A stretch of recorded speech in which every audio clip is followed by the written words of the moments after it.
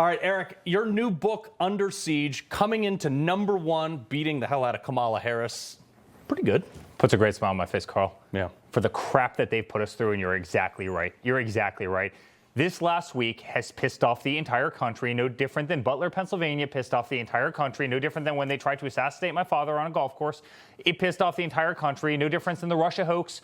Pissed off the entire country, and they went after Kavanaugh, and when they silenced us, and when they took us off of Twitter and Facebook and Instagram, and when they raided Mar-a-Lago, guess what? You know what that did? That pissed off the entire country. And when they went after our family and tried to destroy the Trump organization, it pissed off the entire country. And when they subpoenaed me 112 times, it pissed off the entire country. You know, and then when they took the mugshot of my father, you know what it did? Pissed off the entire country. And I can go on and on and on. We put it up in our living room. And that's the point of the book, Carl. It's called Under Siege, right? For a reason. And then they tried to kill my father. Yeah. And then this week, 2 days before the book came out, and it did just go to #1. I mean, it's absolutely crushing it. They killed our friend who was the most peaceful, loving guy. I mean, the irony of them calling Charlie Kirk a fascist when the guy gets on top of a roof at 200 yards away with a German rifle, right? And it extinguishes free speech.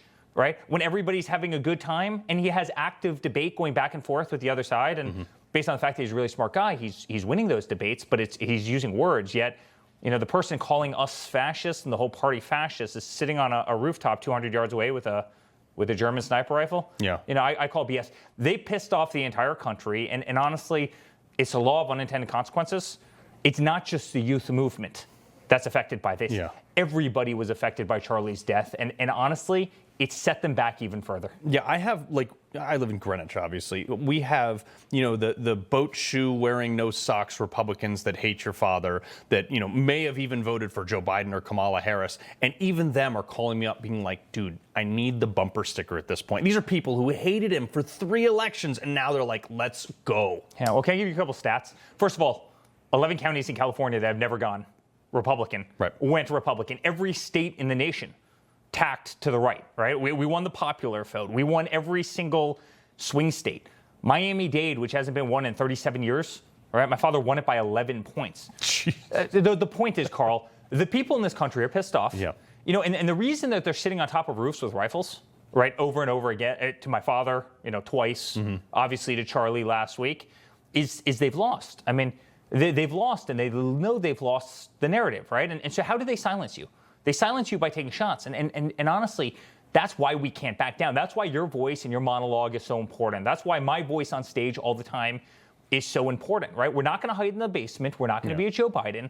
We're going to go out there and fight like hell because honestly, against the mainstream media and everybody that you know hates our guts, if we're not out there, we're not incredibly loud, we don't stand a chance. Yeah, and personally, like, look, I'm ready to, you know, not physically, but destroy these people's careers, put them on blast. I'm ready to do whatever it takes to make sure that they understand how screwed up their thought process is.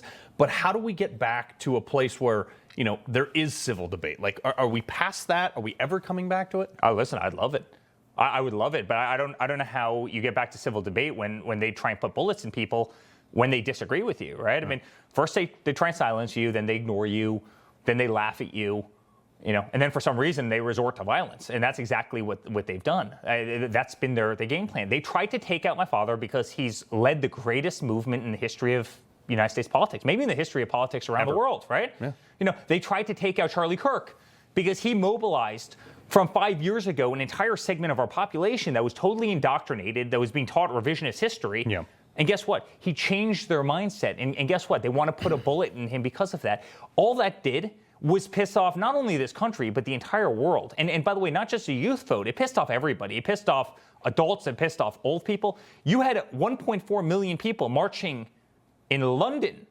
Right? In London. And by the way, this is about criminalized. London makes, you know, Greenwich, Connecticut look like, you know, a conservative, right? And they had 1.4 million people marching in Charlie's honor, every single NFL team.